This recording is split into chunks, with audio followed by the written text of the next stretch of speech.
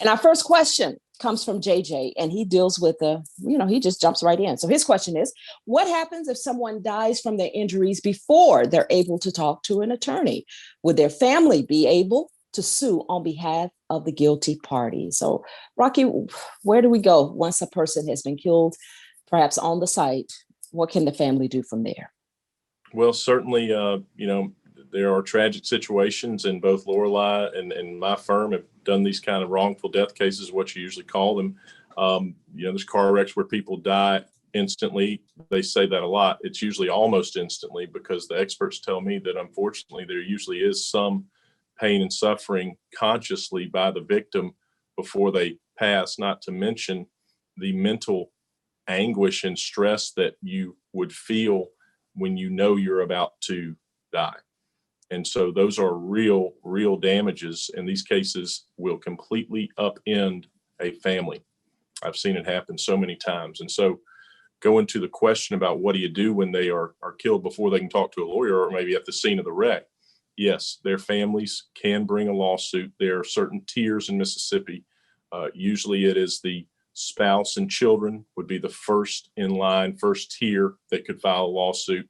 If not, then brothers and sisters it would go to the next tier.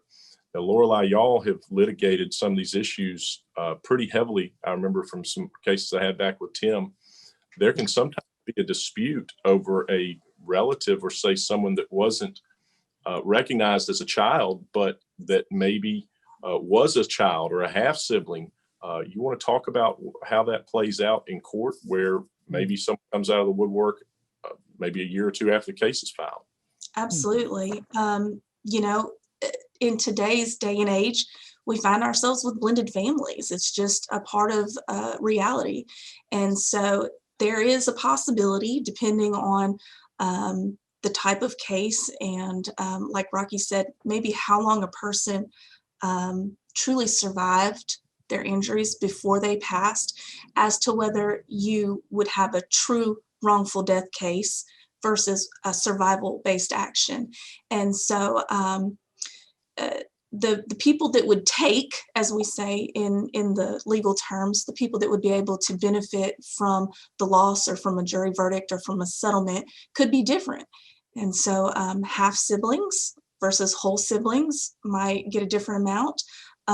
Recently, we found ourselves in a situation where we had to run some paternity tests. And because there were some half siblings, and fortunately, all the paternity tests came out favorable to the children.